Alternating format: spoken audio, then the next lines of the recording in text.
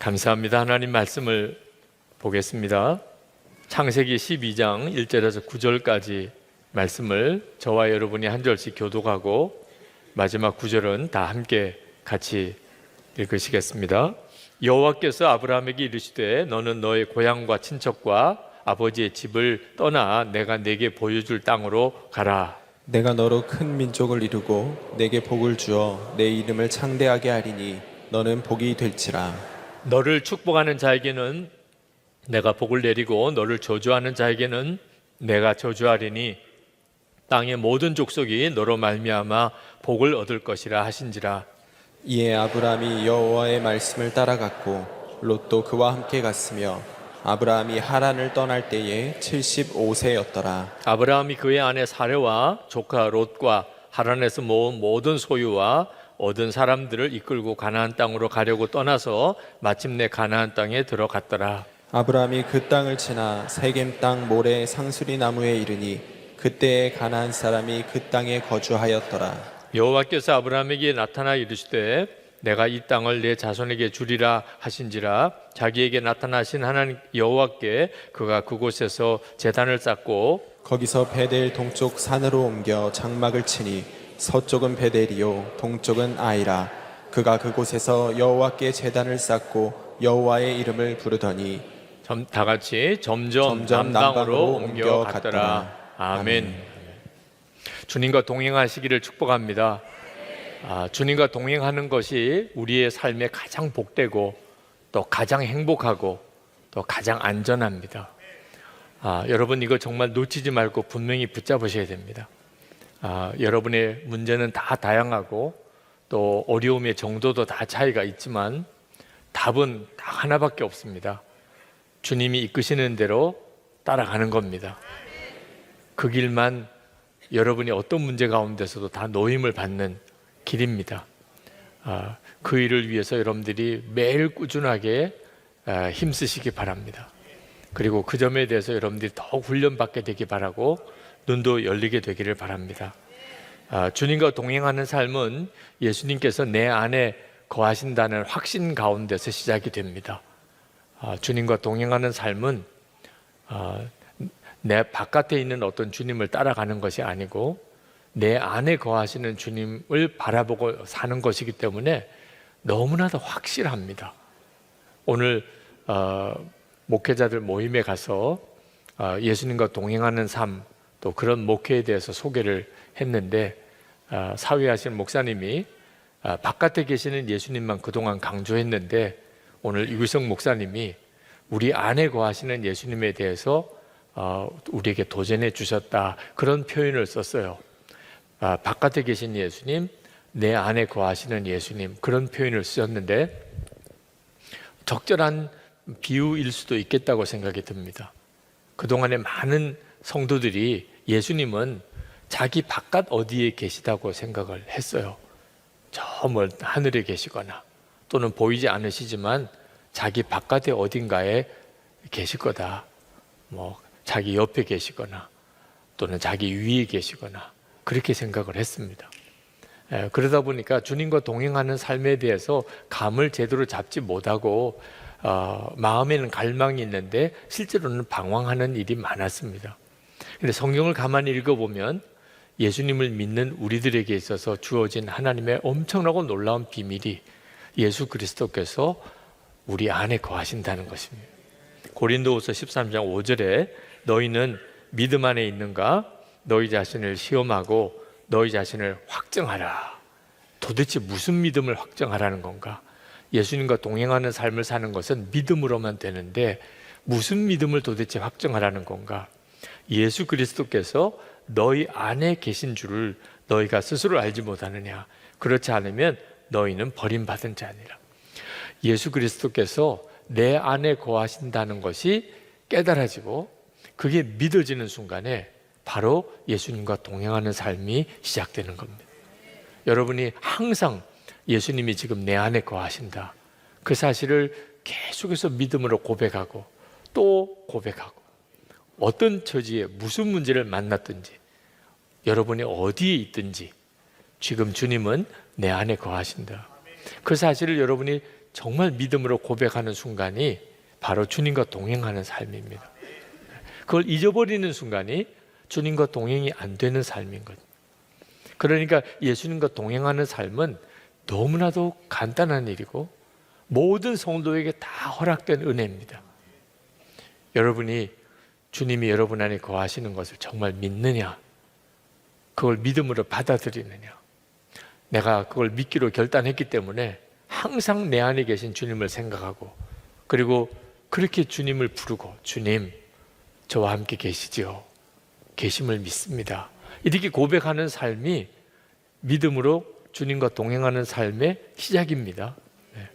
그때부터 주님은 여러분의 삶 속에 여러분 스스로가 참 놀랍다고 생각하는 놀라운 일들을 이루어내시기 시작합니다.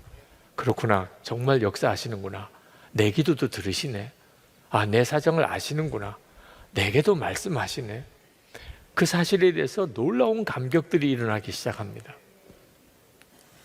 아유, 목사님, 저는 그런 복잡한 건 잘 모르겠고요, 그냥 저 죽으면 천당 간다는 거는 확실하게 압니다. 참 대단한 믿음이에요. 네, 그런 믿음도 정말 참 대단한 일이죠. 그러나 한 가지 성경에 정말 주목해 봐야 될 것이, 주여 주여 하는 자마다 다 천국에 갈 것은 아니다 라고 하신 주님의 말씀입니다. 내가 죽으면 나 분명히 천국에 가, 이런 확신을 갖는 것, 그것도 참 중요한 믿음이에요. 그걸 무시할 마음은 조금도 없어요. 그런 확신이 없어서 문제지, 그런 확신이 있는 것은 정말 중요해요. 그런데 근거가 없는 확신도 있을 수 있어요.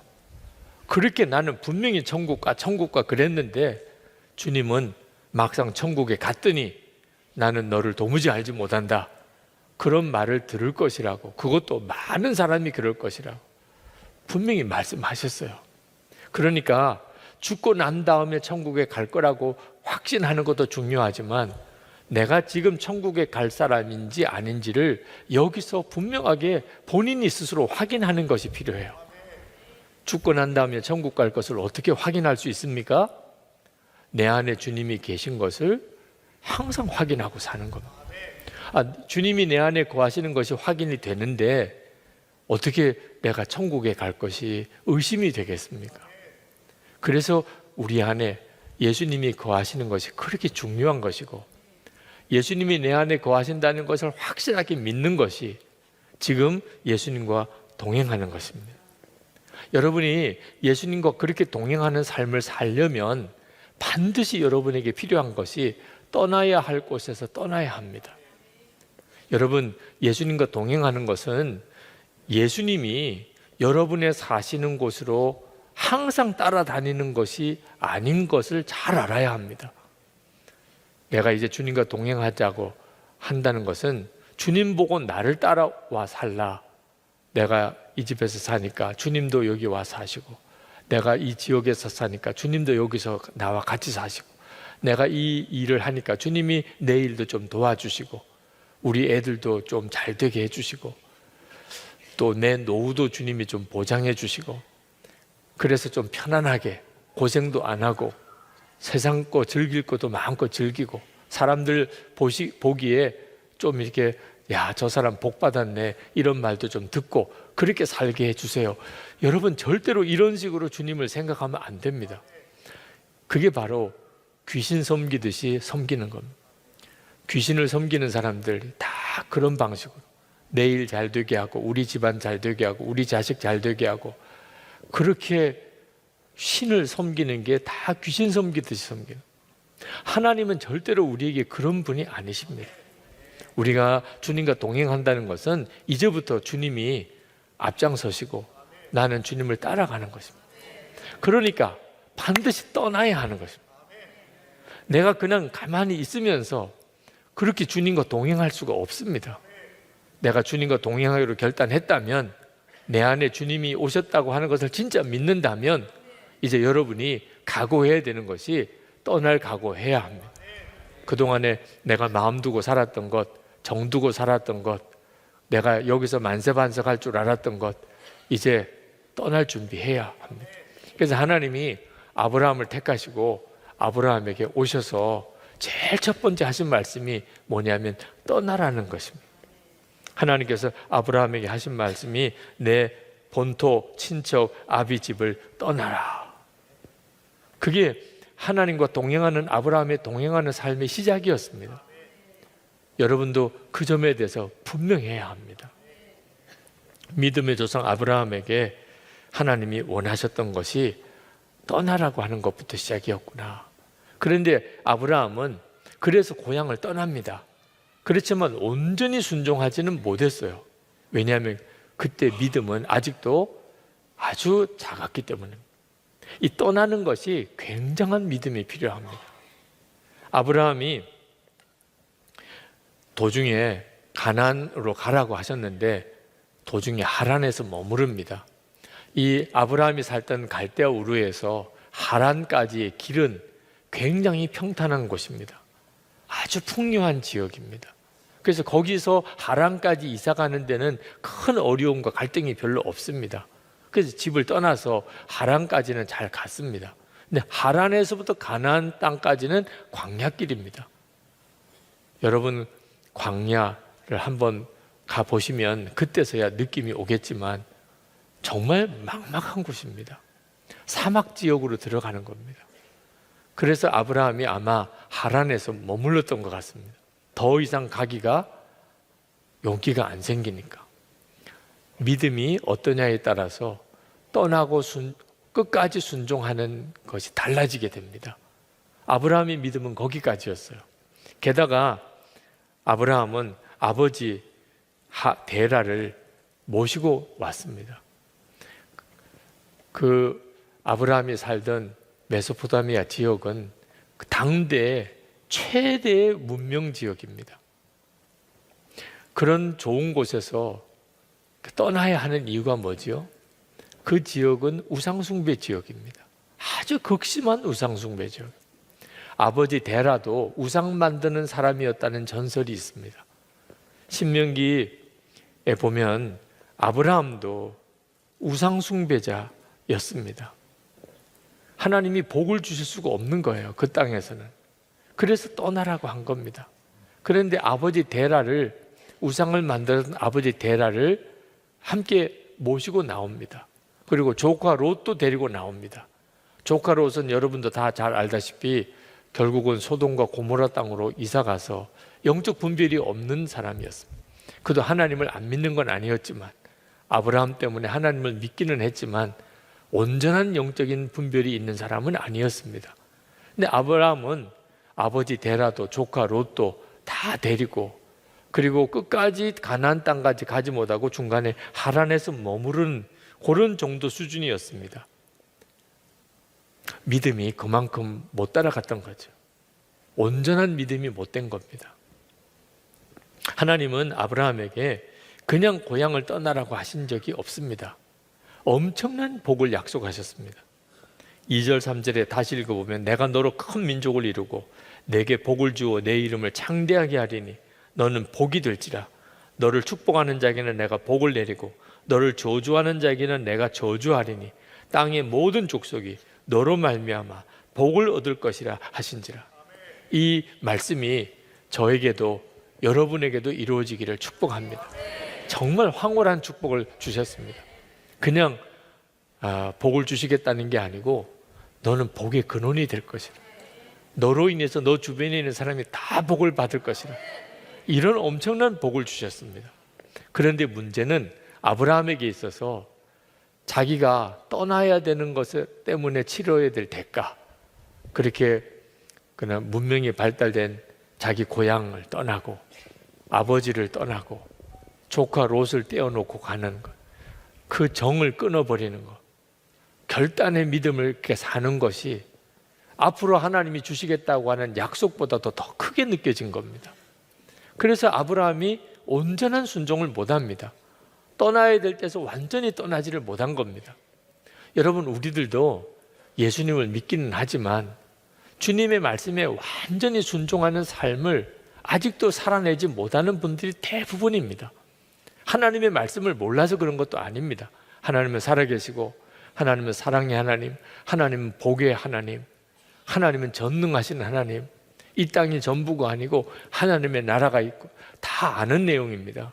그런데도 우리가 세상 살아가는 동안에 세상에 주는 유익들, 또 세상의 여러 가지 물질의 풍요함, 사람들로부터 인정받고 높임받고 사람이 부러워하는 삶을 사는 것, 좀 큰 집 지고 살고 좀 좋은 차 타고 사는 것, 사람들로부터 대우받고 사는 것, 이런 것들에 대해서 하나님이 원치 않으면 깨끗이 놓아버리는 이 점이 우리에게도 다 온전치 못합니다. 그거 놓아버리는 것은 그냥 막상 그 순간이 오면 내 인생이 끝나는 것처럼 생각이 듭니다. 하나님이 살아계시다는 건 여전히 막연하고, 하나님이 내게 응답하신다는 건 믿어지지도 않고, 하나님의 나라가 있다는 것은 그뭐 안 가보니까 어떻게 알겠어요. 뭐 이런 식으로 믿는 겁니다. 그러니 예수님을 안 믿는 것도 아니고 믿는 것도 아니고, 실제로 세상 나가 사는 동안에 온전히 말씀대로 못 살았기 때문에 예수 믿는다고 하는 말도 못하고 그렇게 살아가는 것이 대부분의 성도들의 삶입니다. 아브라함이 똑같이 그와 같이 하나님 앞에 온전히 순종하지 못하는 삶을 그도 살았습니다. 우리도 떠나야 될 세상은 크게 여겨지고 하나님의 나라와 축복은 막연하게 그렇게 생각되는 경향이 우리에게도 다 있습니다. 오늘 이 자리에 오신 여러분들이 믿음으로 주님과 동행하는 삶을 살아내지 못하는 이유가 바로 떠나야 될 곳에서 아직 분명하게 제대로 떠나지 않았기 때문에 그렇게 된다는 겁니다. 그래서 하나님이 주신 엄청난 약속을 실제로 경험하지 못하고 사는 겁니다. 우리가 주님 앞에 서게 되면 제일 원통한 것이 무엇일까요? 왜 내가 그때 떠나지 못했을까? 왜 그걸 깨끗하게 포기하지 못했을까? 왜 내가 미련을 두고 하란에서 계속 머물렀을까? 왜 그렇게 눈에 보이는 것에 연연하고 안 됩니다, 힘듭니다, 못하겠어요, 내가 그러고만 말았을까? 결국은 하나님이 내게 주신 그 엄청나고 놀라운 은혜를 한 번 제대로 누려보지 못하고 그렇게 내 인생은 끝나버렸잖아. 이것처럼 원통스러운 일은 없을 겁니다. 하나님께서 아브라함에게 괜히 떠나라고 한 게 아닙니다. 그곳에서는 역사할 수 없으니까. 아브라함의 고향에서는 그 아버지와 함께 있어서는 하나님이 역사할 수 없으니까 내 본토 아비 친척의 집을 떠나라. 조카 롯 데리고 하나님이 아브라함에게 마음껏 복을 주실 수 없으니까 결국은 헤어지게 만들잖아요. 좋은 땅은 롯 마음대로 가져가라. 아브라함에게는 하나님을 택하라. 결국 그렇게 하나님이 아브라함을 이끌어 가셨어요. 아브라함은 가나안으로 가는 도중에 험한 길을 만납니다. 이제 하란에서부터 아버지 데라가 죽고 난 다음에 결국은 이제 거기서 가나안 땅으로 다시 출발하는데 그 하란에서 머무는 기간이 한 15년 동안을 머뭅니다. 하나님은 아무것도 못하세요. 불러내시기는 하셨는데 아브라함에게 약속하신 것 하나도 이루지 못하세요. 하란까지 떠날 때까지 갈대아 우르에서 떠날 때 나이가 60입니다. 하란에서 가나안 땅으로 떠나는 때가 75세예요.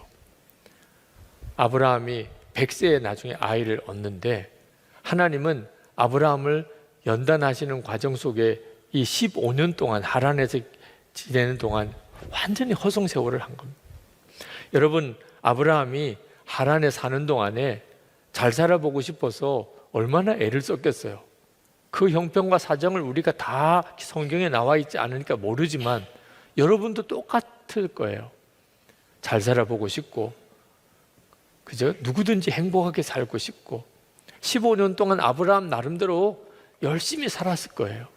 그런데 완전히 허송세월입니다. 하나님은 다시는 아브라함에게 나타나지 않으십니다.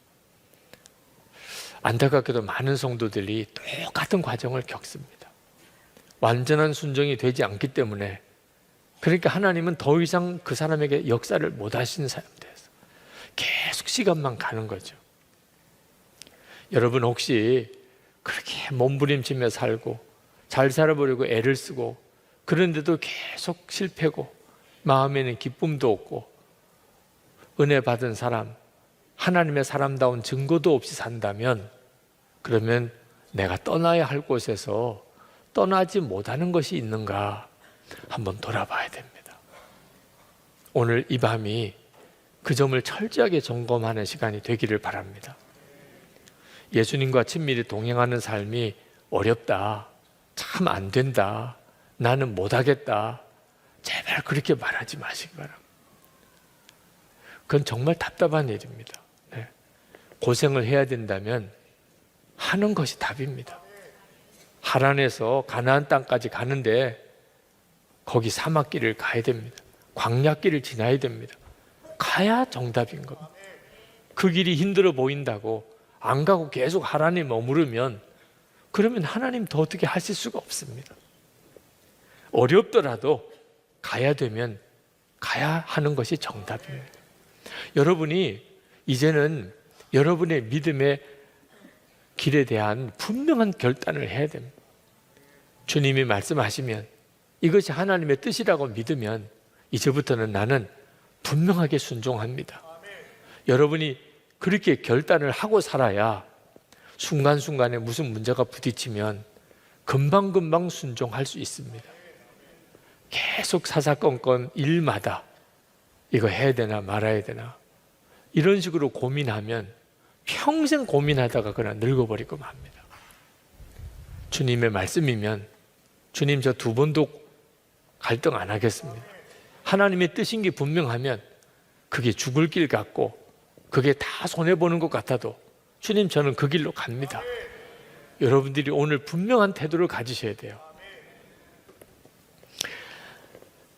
우리 장로님들과 지난 월화수 장로 수련회를 제주도로 다녀왔습니다. 근데 우리 장로님들과 제주도를 처음 수련회를 갔던 데가 2011년입니다. 그때 제주도 수련회를 장로님들과 한번 갔었는데 가는 날 눈이 엄청나게 왔습니다.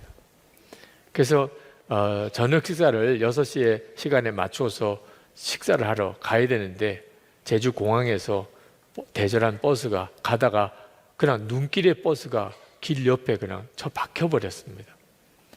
참 기가 막혀서 눈은 막 계속 내리고 계속 쌓이고 있는데 버스는 눈길에 박혀서 꼼짝을 안 하고 그러니 거기서 그냥 계속 그 버스가 다시 굴러가도록 조치가 되는 동안 내내 기다리기만 했습니다. 결국 저녁 먹는 시간에 장소에 약속한 장소에 간 게 밤 10시입니다. 그러니 제주도를 가긴 갔는데 이게 웬 고생은 이런 고생을 하나 정말 탄식이 나올 정도였습니다.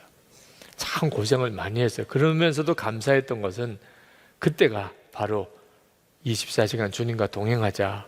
그래서 예수 동행 일기를 쓰기 시작한 것을 선포하는 날이었어요. 2011년 1월 17일 날짜도 기억합니다. 이제부터 주님과 동행하는 일기를 쓰십시다. 그렇게 특별 연초 새벽기도 끝나고 그리고 갔던 거였기 때문에 계속 주님만 이렇게 바라보고 그 기가 막힌 상황에서도 주님 생각하느라 참 신기하게 크게 우리의 마음이 그냥 크게 무너지지는 않았어요. 밥을 밤 10시에 먹긴 했지만 하여튼 그날 밤을 그래도 그날 숙소에 들어가서 잘 쉬었습니다. 그 다음 날은 또 날씨가 얼마나 좋은지 황홀할 정도였습니다. 첫째 날하고 둘째 날하고는 비교가 안 됐어요. 정말 장로님들 내외가 그날 제주도를 이렇게 쭉 둘러보면서 그냥 노래가 저절로 나왔어요. 이야, 정말 하나님 기가 막힙니다. 이렇게 좋은 날씨를 주신 하나님 감사합니다. 그런데 갑자기 제 마음속에 첫째 날에는 계속 주님만 바라봤어요. 그럴 수밖에 없었어요. 버스는 그냥 길 옆에 처박혔죠. 계속 밤 시간에 지나가고 있죠. 저녁은 먹어야 되잖아요. 그러니까 오 주여밖에 안 되는 거예요.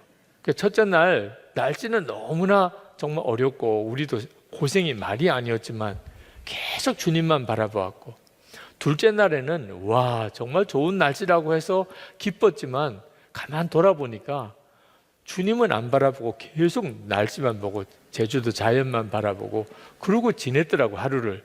그래서 그날 1월 18일자 일기에 제가 이렇게 썼습니다. 예수님과의 행복한 여행은 좋은 날씨가 아닌 고생한 날이라는 생각이 번쩍 들었습니다. 순간 아멘 하였습니다. 날씨가 너무 좋다 보면 예수님께 감사하면서도 관심은 온통 주변 풍경에 빠져 있게 됩니다. 예수님만 바라보기가 어려웠습니다. 그런데 고생한 어제는 오직 예수님만 바라보았고 기도했습니다. 그래서 그런지 어제 불평 한마디 없었고 너무 즐거워했고 밤은 늦었지만 환상적인 대접도 받았습니다. 모두들 평생 잊을 수 없는 추억이 되었다고 말하며 하룻밤 천국의 꿈을 꾼 것 같았습니다. 주여, 그렇습니다.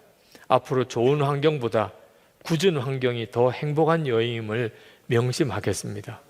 제가 그날 그 참 좋은 날씨를 주신 그날 그렇게 일기를 썼어요. 그리고 실제로 이번에 장로님들과 같이 또 한 10년 만에 제주도를 다녀오면서 고생한 것밖에 기억이 안 나는 거예요. 그날 일기를 같이 돌아보니까 그 다음 날이 날씨가 좋았던 날이라는 걸 일기를 읽어보니까 알았어요. 저는 처음에는 날씨가 좋은 날이 그 다음 날 왔다는 것 자체를 몰랐어요. 기억이 안 남으니까. 기억에 남는 것은 그날 버스가 눈에 처박혀가지고 하여튼 밤 10시에 가서 저녁 먹었지 엄청 고생했었어. 그거밖에 기억이 안 나는 거예요. 참 신기하죠. 우리가 한평생을 지나고 여러분 어떤 날이 기억날 것 같습니까? 편안하고 그저 문제 없었고 그저 즐거웠고 그런 날은 기억도 안 나요. 참 묘하게도 그날 정말 밤새도록 울었고 그날 죽는 줄 알았고 내 인생은 완전히 이제 파멸인 줄 알았고 다 버림받은 줄 알았고 그랬던 날, 그런 날만 기억이 나는 거예요. 하나님께서 우리에게 괜한 어려움을 주시는 게 아닙니다. 주님만 바라보는 눈이 뜨여야, 그 훈련이 되어야 비로소 주님이 우리의 인생 전체를 만들어 가실 수 있기 때문에 그렇게 하시는 거예요. 그러니까 여러분 절대로 고생을 두려워하면 안 됩니다. 여러분의 삶 속에 기가 막힌 어려운 일에 닥쳤다고 낙심하면 안 됩니다. 내 인생에 지금이 기억될 날이 되겠구나. 밤에 잠도 안 오고 앞은 캄캄하고 그냥 속은 뭐가 눌린 것처럼 그렇게 확 눌려서 정신을 차릴 수가 없는 그런 상황이 올 때 그때 진짜 주님을 바라봐야 돼요. 주님의 말씀대로 살려면 고난 각오해야 됩니다. 아니, 기뻐해야 됩니다. 어려운 일이 오는 것을 기뻐해야 돼요. 정말 주님의 말씀대로 살려면 그리 해야 됩니다. 아브라함이 15년 동안 하란에서 그렇게 영적으로 방황하다가 결국은 이제 가나안 땅에 들어갑니다. 5절에 보면 아브라함이 그의 아내 사레와 조카 롯과 하란에서 모은 모든 소유와 얻은 사람들을 이끌고 가나안 땅으로 가려고 떠나서 마침내 가나안 땅에 들어갔더라. 마침내라는 표현을 썼어요. 그러니까 아브라함이 하나님이 이제 너 나와 동행하자, 너 나와 함께 살자, 그게 하나님이 사람을 창조하신 목적입니다. 하나님이 우리와 함께 사는 거예요. 그렇게 아브라함을 불러내셨어요. 그래서 이제 너 사는 곳은 너 복을 받을 땅이 아니야. 내가 너에게 영원히 줄 땅은 그 땅일 수가 없어. 너 거기서 그렇게 살다가는 절대로 너 믿음 바로 가질 수가 없어. 떠나야 돼. 이제 너 떠나. 그래서 떠나게 하셨는데 하나님이 가라고 하는 땅까지 오기에 꽤 시간이 걸렸습니다.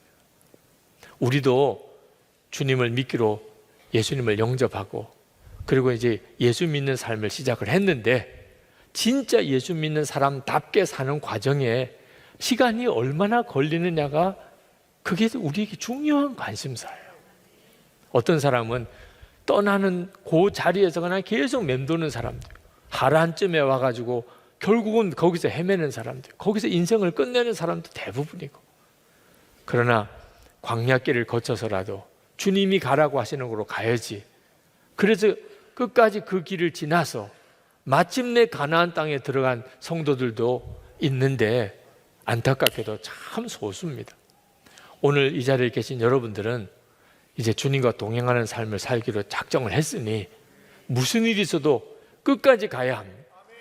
떠나야 할 곳에 반드시 떠나야 합니다. 하나님께서 처음부터 아브라함에게 이삭을 바치라 이런 수준의 믿음을 요구하지 않았어요. 아마 그랬으면 아브라함은 그 갈대아 우르에서 떠나지도 않았을 겁니다.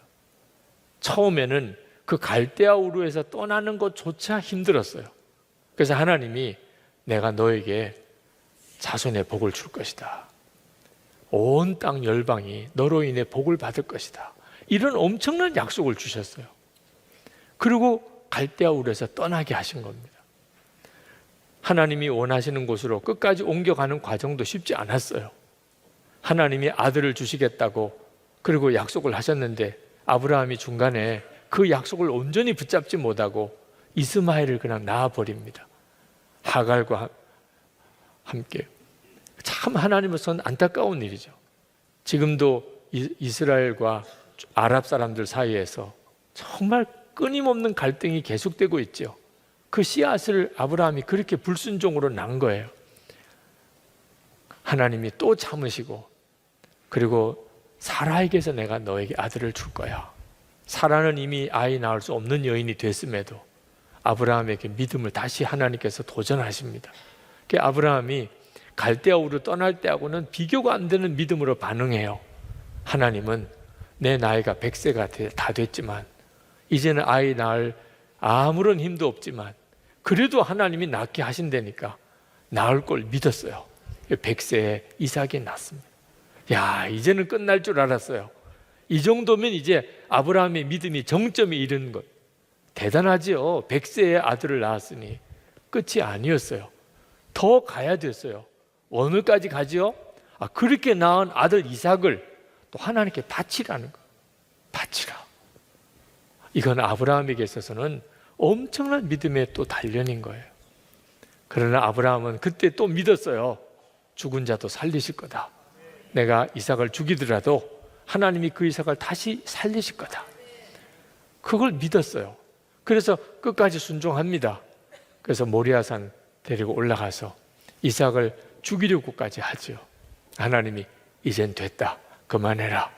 이제 내가 내 믿음의 온전함을 보았다. 거기까지 가서 비로소 아브라함이 말할 수 없는 하나님의 약속을 성취를 이루게 됩니다.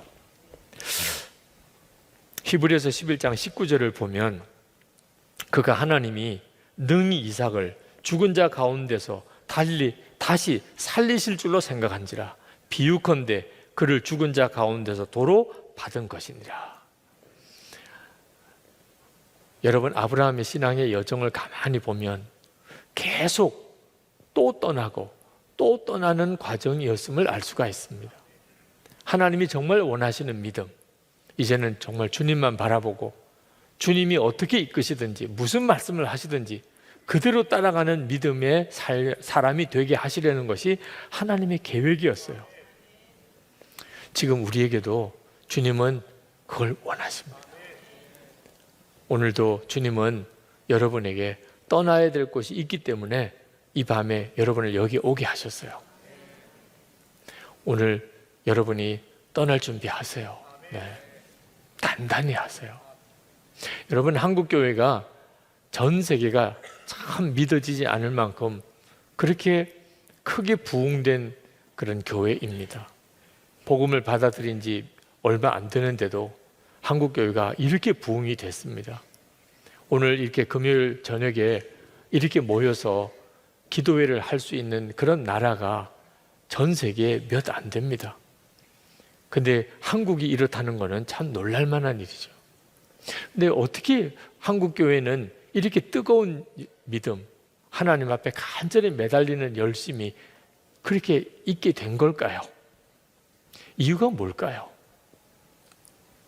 여러 가지 요인을 생각할 수 있겠지만 그 중에서 놓칠 수가 없는 것이 우리 한국교회 교인들은 하나님께 예배 한번 제대로 드려보자고 고향, 아버지 집, 친척 다 떠난, 그리고 그냥 보따리 하나 싸고 그냥 대책 없이 피난 떠난 그런 경험을 가지고 있는 교인들로 인하여 세워진 교회들이에요.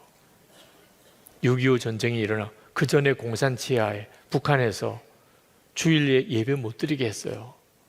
학교의 아이들 주일에도 학교 나오게 했습니다. 왜? 교회 못 가게 하느라고. 그런 상황에서 이 땅에 있다가는, 이 북한에 있다가는, 이 공산주의 치하에 있다가는 하나님 예배할 수 없겠구나.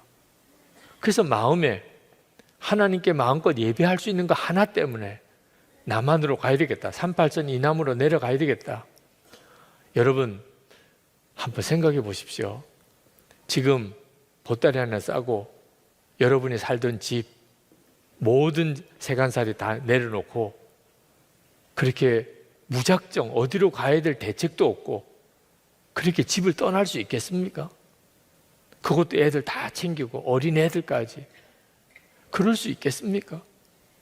공산정권 6.25 전쟁 일으켰을 때 그때 수많은 성도들이 고향, 아비, 친척의 집 떠났어요. 아브라함에게 하나님이 하신 것과 똑같이 진짜 대책 없이 피난길 떠났습니다. 어떻게 보면 진짜 독하죠. 예배 한 번째, 주일이면 예배 자유롭게 드릴 수 있는 거 하나 때문에, 하나님 제대로 한번 믿어보자는 것 때문에 그냥 집을 떠난 거예요. 여러분 그 믿음이 어떤 믿음이었겠습니까? 예배를 드릴 때 어떤 마음이었겠어요? 아니 세상에 예배 한번 제대로 드리려고 고향 떠났어요. 부모님 이해 못하시면 그냥 할 수 없이 부모님 남겨놓고 떠났어요. 친척들 이해 못하면 그냥 혼자 떠났어요. 월남한 성도들 친척 얼마 없습니다. 결혼식을 해야 되는데 결혼식에 올 친척들이 없는 그런 월남한 가족들이 얼마나 많은 줄 아십니까?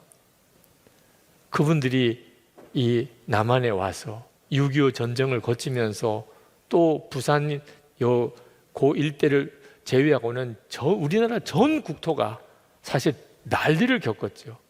그렇죠? 그때 성도들이 어떤 각오했어요? 진짜 예수 믿으려면 목숨을 내놓아야 되는 결단을 했습니다. 아주 그 기간이 짧게 지나갔으니 차마 다행이지. 그래도 우리 한국교회 교인들은 어떤 결단의 문을 지나갔냐면 예수 믿기 위해서 목숨도 내놓는다. 집 이거는 상관도 없고, 그러니 예배를 드려도 그건 정말 그냥 예배당에 와서 주일 지키는 정도가 아닙니다. 괜히 새벽 기도가 생긴 것도 아니고, 괜히 철야 기도가 생긴 것도 아니고, 괜히 산 기도가 생긴 것도 아니고, 괜히 금식 기도가 생긴 것도 아닙니다. 집도 다 버렸어요. 아비 친척 집도 다 떠났어요. 대책 없이 보따리 하나 짊어지고, 그리고 식구들 손잡고 지금 낯선 지역에 들어갔어요.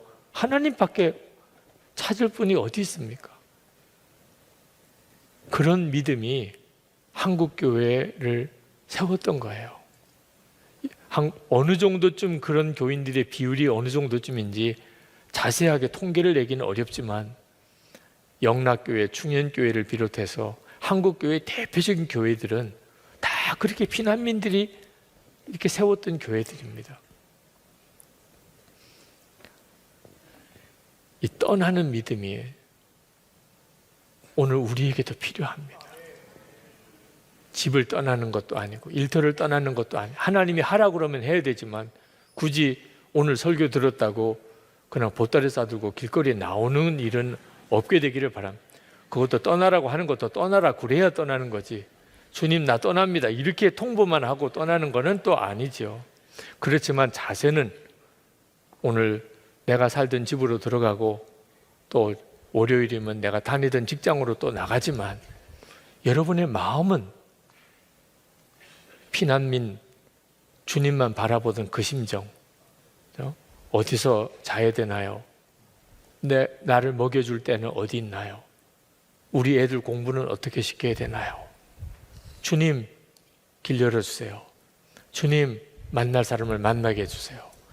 이런 심정을 가져야 하는 겁니다. 그렇게 주님을 찾고 그렇게 기도하고 그리고 모여서는 우리가 하나님 하나 믿는 것 가지고서 내 인생 전체를 걸었습니다. 그런 마음으로 하나님께 예배하고 그렇게 주님께 순종하고 헌신하고 여러분 그렇게 살아야 비로소 하나님께서 우리에게 약속하신 것이 우리에게 그대로 이루어집니다. 생각은 하는데 몸은 안 움직일 때가 있어요. 가위 눌린다고 하죠. 내가 깨어나야 되겠는데 도무지 잠에서 깨어나지 못하고 그냥 식은땀만 흘리는 그런 경험들 있으시죠? 영적으로도 똑같은 일을 겪습니다. 꼼짝을 못하겠어요. 이렇게 살면 안 되는데 회개도 해보지만 결단도 결심도 해보지만 도무지 한 걸음도 나가지지가 않고 변화는 없고 똑같은 생활에 매여서 그냥 안 되는데 이러면 안 되는데 이런 생각만 하고 그렇게 지나게 되는 그런 기간을 우리도 보냅니다. 여러분 이런 영적인 가위 눌리는 상태에 여러분 있을 때 빨리 거기서 벗어나야 됩니다. 도로에 차가 고장이 나서 딱 멈추면 그 뒤로 엄청난 정체가 일어납니다. 우리가 다 천국을 향하여 가는 길을 걸어가는데 그만 내가 영적인 가위 눌림 때문에 내가 그만 영적으로 성장하지 못하고 앞으로 나가지 못하고 딱 멈춰 서면 여러분이 그렇게 영적으로 침체 상태에 빠지면 여러분 주변에는 마치 교통정체가 일어나는 것처럼 영적으로 심각한 문제들이 벌어지기 시작합니다. 가정 안에, 교회 안에, 일터 안에. 그러므로 여러분이 뭔가 지금 답답하다, 힘들다, 이거 정말 정상이 아니다, 예수님을 믿고 이렇게 살라고 하신 건 아닐 거야.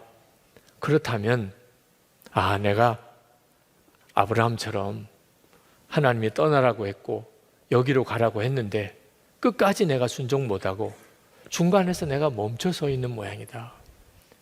그걸 깨달아야 돼요. 그리고 한 걸음 주님의 부름을 향하여 여러분이 한 걸음 내디뎌야 됩니다. 꼼짝 못할 것 같아도 실제로는 그렇지가 않습니다.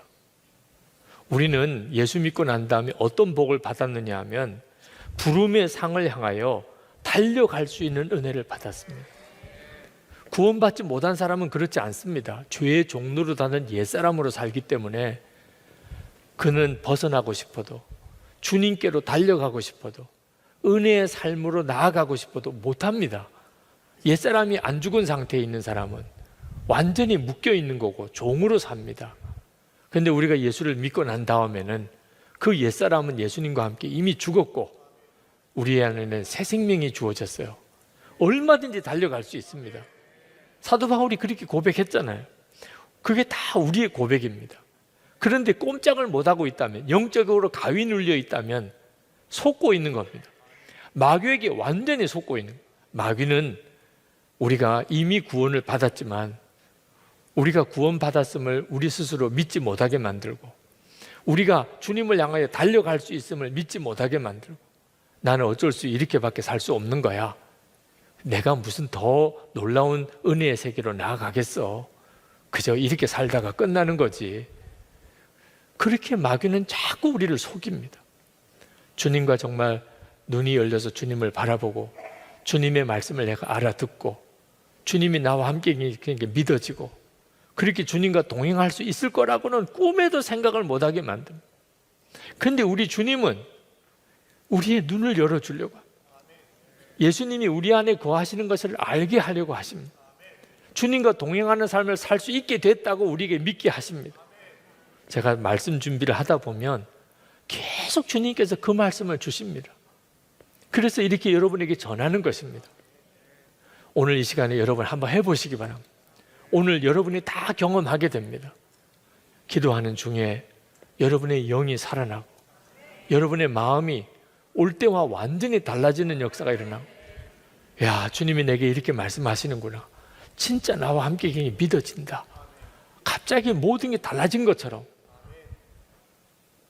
어떻게 이렇게 한순간에 내 마음과 생각이 바뀔까? 이런 경험을 주님이 오늘 여러분에게 주십니다. 저는 지금까지 이렇게 살아오는 동안에 계속해서 그 경험을 합니다. 저는 목사가 된 것으로 헌신은 끝났다고 생각했어요. 제가 그냥 목사가 되는 것으로, 그래서 신학교를 가는 것으로 내가 하나님께 드리는 헌신은 이제 끝났다. 그리고 이제부터는 그냥 목사로서 사는 거라고 생각해요. 근데 그게 아니었습니다. 그건 시작에 불과한 것이었어요. 제가 목사가 되기로 결단한 것은 이제 주님과 함께 동행하는 삶이 시작에 불과했어요. 주님은 저에게 모든 것을 다 버리고 떠나는 일을 계속하게 만드셨어요. 제가 다리에 부상을 당했을 때 주님은 저에게 다리를 주님께 바치라.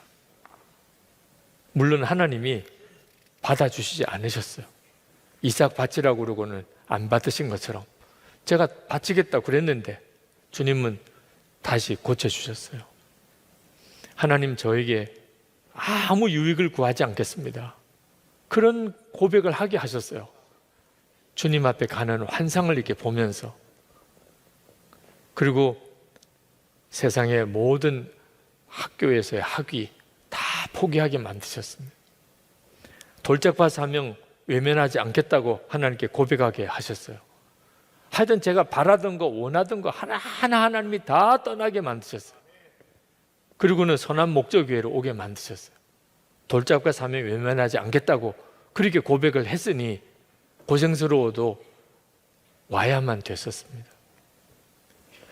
이 선한 목적에 와서도 정말 한 걸음도 내디딜 수 없을 만큼 완전히 그냥 딱 굳어져 버린 것 같은 그런 위기의 순간을 여러 번 겪었어요. 나는 더 이상 할 수 없어. 더 이상 갈 수 없어. 그런 순간이 여러 번 왔었어요. 그때마다 만약에 내가 여기서 이렇게 주저앉으면 나 하나의 문제가 아니다. 얼마나 많은 사람들이 영적으로 함께 무너질까? 그러니 주님, 도무지 후들거려서 다리가 후들거려서 한 걸음 내디딜 수가 없는데 그래도 저 주님 믿고 그냥 가는 거, 앞으로 나가는 거 외에는 길이 없구나. 뒤로 돌아갈 수도 없고 여기 주저앉을 수도 없고, 그래서 믿음으로 또 한 걸음 내디디면 하나님이 또 길을 여셨어요. 그렇게 여기까지 온 거예요. 오늘 여러분에게도 저는 똑같은 일을 주님이 하실 거라고 믿습니다. 여기가 한계입니다. 주님 더 이상은 못하겠습니다. 이제는 그냥 끝내려고 합니다. 여러분 오늘 다시 한번 주님을 바라보십시오. 한 걸음 더 내디게 하십니다. 그러고 난 다음에 돌아보면 정말 잘했다. 주저앉으면 그러면 주님도 어떻게 못하십니다. 여러분 안에 별의별 시험이 옵니다. 한 번은 어느 해인가 우리 당회가 있던 날 12월 둘째 주일 신천지 교인들이 교회의 정문 앞에서 전도지를 막 나누어 주었던 일이 있습니다. 왜 또 교회 당회 있는 날에 그 교인들 신천지 전도지를 나눠주나? 어느 부목사님이 이런 해석을 하더라고요. 어느 교회나 당회 날 마음에 시험 드는 교인들이 많이 생긴다는, 직분 때문에. 왜 난 집사 안 시키는 거야? 왜 나는 권사 안 주는 거야? 왜 나는 장로 안 시키는 거야? 이런 사람들이 당회 날 많이 생긴다는 거예요. 그래서 신천지 교인들이 그걸 알고 와서 그렇게 마음이 시험된 교인들 낚아가려고 그렇게 하는 거라고. 진짜 그런지 아닌지, 그것 때문에 왔는지 아닌지는 잘 모르겠지만 참 일리가 있는 해석이다, 그런 생각이 들더라고요. 예수를 믿어도 그 명예심 하나가 해결이 안 되는 사람, 그 자존심 하나가 해결이 안 되는 사람, 어떻든지 다른 사람보다 또 대우받고 높임받고 자랑하고, 이거 해결이 안 되는 사람이 많습니다. 그거 하나가 제대로 안 떠나니까. 그러니까 예수 믿은 그 엄청나고 말할 수 없는 은혜는 고사하고 계속 마음은 그냥 죽을 것 같이 시험에 드는 거예요. 교회 안에서 성도들끼리 살면서도 우리 앞에 진짜 축복과 사망의 길, 생명과 사망의 길, 축복과 저주의 길이 우리 눈앞에 있습니다. 여러분이 주님, 오직 주님 붙잡고 나가는 결단이 있기를 축복합니다. 그래야 삽니다. 하나님께서 오늘 이 밤에 여러분들 가운데 중간에 주저주저 하는 사람, 용기가 없어서 떠나지 못하는 사람, 무엇에서 떠나야 되는지 제대로 깨닫지도 못하고 헤매고 있는 사람 다 해결해 주시기를 축복합니다.